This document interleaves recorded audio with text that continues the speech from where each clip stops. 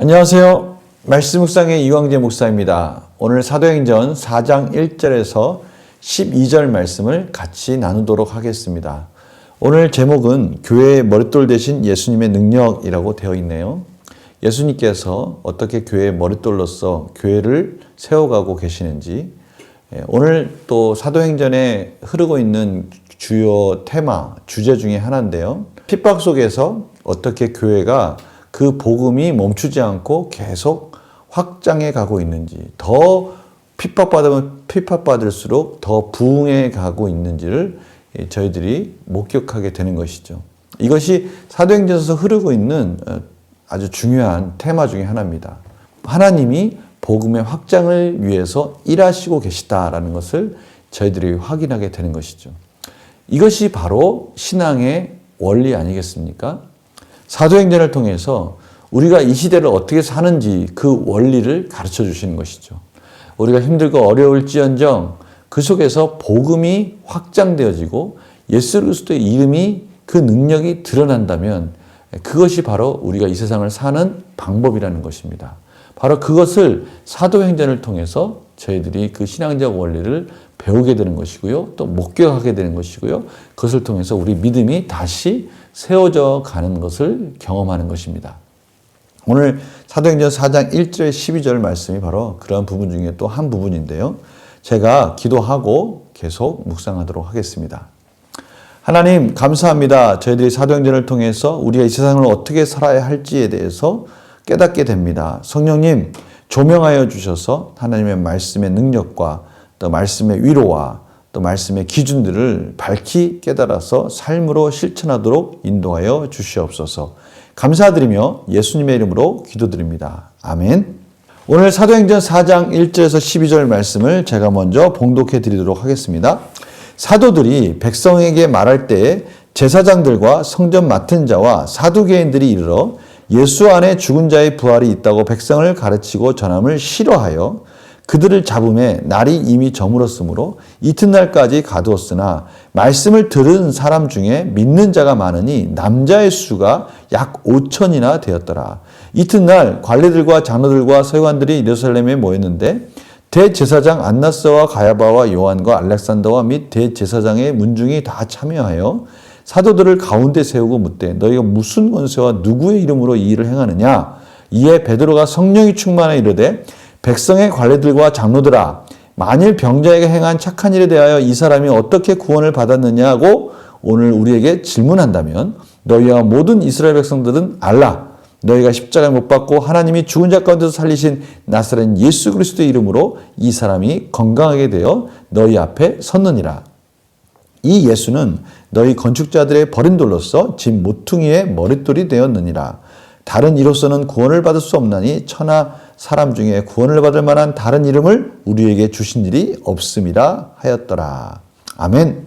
오늘 말씀을 보니까요. 사도들이 백성에게 말씀을 전할 때 제사장들과 성전 맡은 자와 사두개인들이 예수 안에 죽은 자의 부활이 있다고 백성을 가르치는 것을 싫어한다라고 말씀하고 계십니다.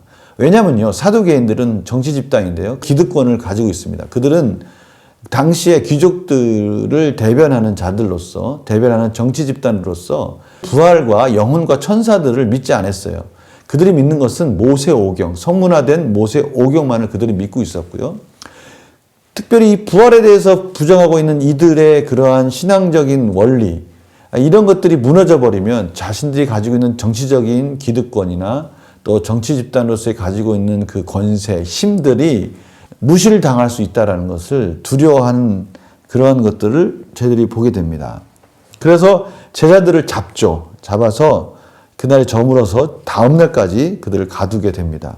오늘 말씀 중에 이 사도행전에서 흐르고 있는 그 주요 테마, 주제, 제가 아까 말씀드렸죠? 3절에 보니까요, 이들은 잡혀갔어요.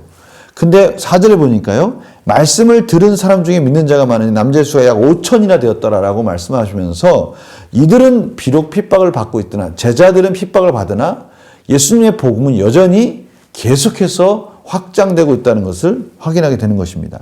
하나님이 여전히 일하고 계시다는 것이죠. 이튿날 관리들과 장로들과 서기관들이 이 제자들을 데리고 옵니다.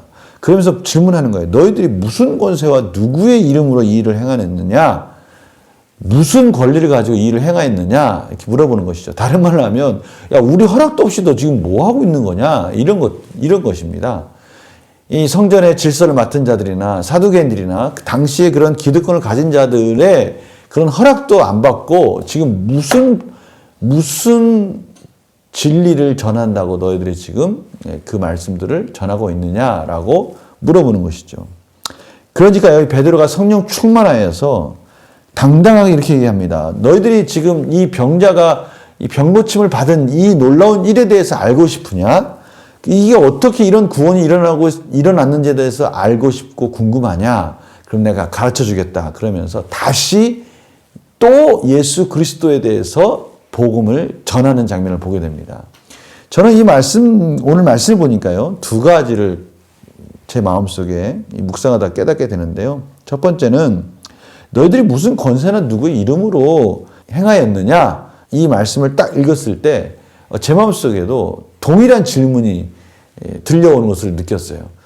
너는 무슨 의미로 누구의 이름으로 이 세상을 살고 있느냐라고 물어보는 것이죠. 그런데 갑자기 제 마음속에 예수 그리스도의 이름으로 삽니다라는 그 마음이 탁 올라오니까 왠지 모르는 이렇게 막 어깨가 올라가고 그 이름, 예수 그리스도의 이름과 그 능력이 내 안에 있다는 것에 대해서 갑자기 마음이 막 뜨거워지기 시작했습니다.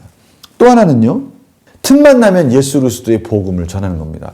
예수 그리스도가 어떤 분이시고 그분이 하신 일이 무엇인지에 대해서 전하는 것이죠. 오늘 보니까요, 너희가 십자가에 못 박은 그 예수 그리스도를 하나님은 살리셨고 그 살리신 그 예수 그리스도를 우리에게 구원의 이름으로 주셨는데 그 예수 그리스도 외에는 도무지 우리에게 구원의 길이 없다라고 12절에서 말씀하고 계시는 것입니다.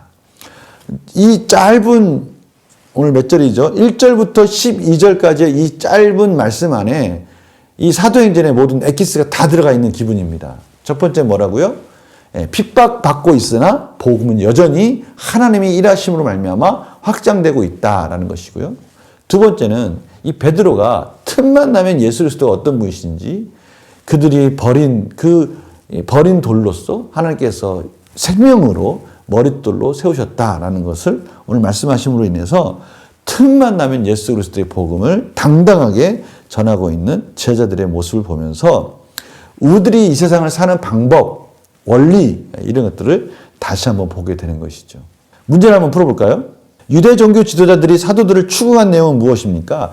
너희들이 왜 우리 허락도 안 받고 너희들이 뭘 지금 전하고 있는 거냐? 그런 거죠. 너희들이 무슨 권세나 누구의 이름으로 이것을 하고 있는 거야? 라고 물어보는 거죠. 너희들이 왜 무리들을 선동하는 건데? 이렇게 물어보는 겁니다. 베드로가 유대 종교지도자들에게 성령 충만함으로 답변한 내용은 무엇입니까? 우리는 예수 그리스도의 이름으로 그 복음의 능력으로 우리는 이 일들을 행하고 있다라고 말하는 것이죠. 10절입니다.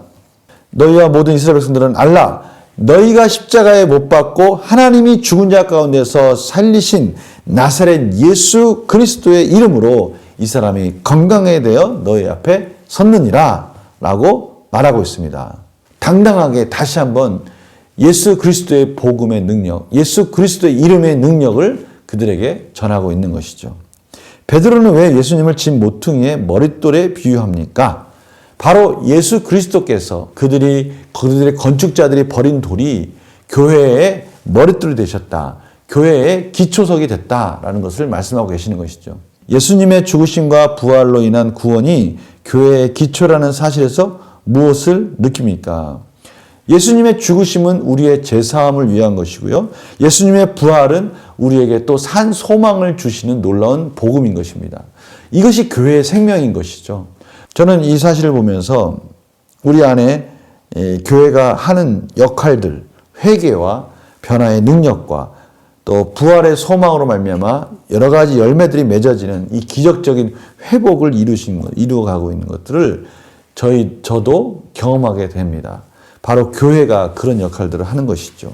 내 삶에서 예수 그리스도의 능력의 이름이 필요한 부분은 무엇입니까? 다시 말하면 예수 그리스도의 이름으로 말미암아 회복이 필요한 것은 무엇입니까? 회복의 은혜가 필요한 것은 무엇입니까? 바로 그 부분이죠. 교회의 머릿돌 대신 예수님의 능력을 믿으며 복음을 담대히 증거하기 위해 무엇을 결단하겠습니까? 우리가 어떤 부분에 대해서 이 복음을 전하기 위해서 준비해야 되고 그 복음을 위해서 지금 우리가 있는 자리에서 할 수 있는 것은 무엇인가? 어려우면 어려울수록 여전히 하나님의 복음이 전파되는 것들을 통해서 이것이 단순히 사도행전에서만 역사가 아니라 지금도 우리 가운데 가능하다는 것이죠. 그래서 저도 많이 여러 가지 것들을 궁리하고 있습니다. 이러한 여러 가지 어려운 코로나19의 상황 속에서 어떻게 예수님의 복음을 전할 수 있을까? 어떻게 성도님들을 말씀 가운데 양육하고 성장시킬 수 있을까? 복음의 능력을 경험하게 할 수 있을까? 고민하고 기도하고 있습니다. 성도님들 무엇을 할 수 있을까요? 우리 한번 고민하면서 기도하면서 은혜를 구할 때 하나님께서 놀라운 해답을 주실 줄 믿습니다. 제가 기도하겠습니다. 하나님 아버지, 여러 가지 어려운 상황 속에서 하나님의 복음을 전하는 사도들을 보면서 이 시대를 사는 우리들의 신앙적 원리를 또 깨닫게 됩니다. 아무리 어렵고 힘들지라도 하나님의 복음을 전할 때 하나님께서는 그 복음이 확장되어지고 놀랍게 부흥하며 완성되어져 가는 것들을 저희들이 보게 됩니다. 하나님, 저희들도 지금 이 어려운 상황 속에서 참으로 코로나19라는 힘든 상황 속에서 할 수 있는 것이 무엇이 있을까 고민하게 하여 주시고 복음을 전하는 자로서 말씀을 배우는 자로서 열심히 성도들을 겸손하게 섬기는 자로서 승리할 수 있도록 결단할 수 있도록 인도하여 주시옵소서. 감사드리며 예수님의 이름으로 기도드립니다. 아멘. 성도님들 내일 또 뵙도록 하겠습니다. 성경 통독 말씀 묵상 승리하시기를 간절히 소망합니다. 안녕히 계세요.